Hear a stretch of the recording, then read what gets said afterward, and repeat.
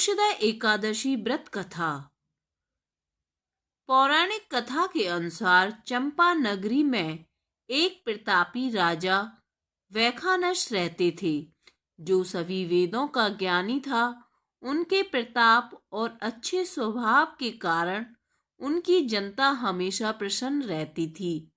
एक दिन राजा ने सपने में देखा कि उनके पिता नरक में यातनाएं झेल रहे हैं। अपने इस सपने के बारे में उन्होंने अपनी पत्नी को बताया और कहा कि मैं यहाँ सुख से हूँ और मेरे पिता इतने कष्ट में हैं। इस पर राजा की पत्नी ने उन्हें आश्रम में जाने की सलाह दी। राजा जब आश्रम पहुंचे तो उन्होंने कई तपस्वियों को देखा। राजा ने ऋषियों से अपनी बात वहां मौजूद पर्वत मुनि को बताई। राजा ने कहा कि पिता ने मुझसे कहा है कि हे पुत्र, मैं नरक में पड़ा हूँ, यहाँ से तुम मुझे मुक्त कराओ।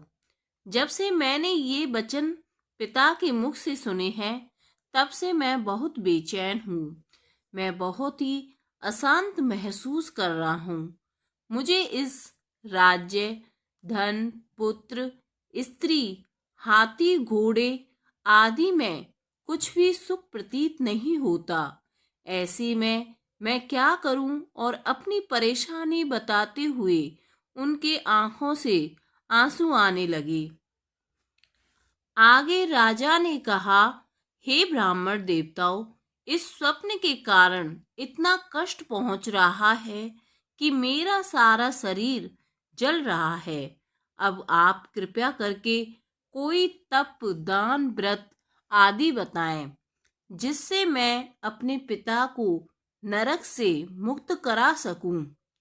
उस पुत्र का जीवन व्यर्थ है जो अपने माता पिता का उद्धार ना कर सके। एक उत्तम पुत्र जो अपने माता पिता तथा पूर्वजों का उद्धार करता है, वह 1000 मूर्ख पुत्रों से अच्छा है। तब ब्राह्मणों ने राजा से कहा, हे राजन, यहाँ पास ही भूत, भविष्य, वर्तमान के ज्ञाता पर्वत ऋषि का आश्रम है। आपकी समस्या का हल वे जरूर करेंगे। ऐसे में राजा पर्वत ऋषि के आश्रम में पहुंचे। राजा ने आश्रम में देखा कि अनेक शांत चित्त योगी और मुनि तपस्या कर रहे हैं। उसी जगह पर्वत मुनि बैठे थे। राजा ने मुनि को देखते ही उन्हें साष्टांग दंडवत किया। मुनि ने राजा से सांगोपांग कुशल पूछी। राजा ने कहा कि महाराज, आपकी कृपा से मेरे राज्य में सब कुशल हैं, लेकिन अकस्मात मेरे चित्त में अत्यंत अशांति होने लगी है। ऐसा सुनकर पर्वत मुनि ने आंखें बंद की और भूत विचारने लगे। इसके बाद पर्वत मुनि से सारा सच जाना और राजा को कहा कि तुम एक पुण्य आत्मा हो जो अपने पिता के लिए इतने परेशान हो, लेकिन इसकी बिल्कुल भी जरूरत नहीं है, क्योंकि तुम्हारे पिता अपने कर्मों का फल भोग रहे हैं। तुम्हारे पिता ने तुम्हारी माता को बहुत यातनाएं दी हैं, इसी के कारण उन्हें नरक भोगना पड़ रहा है।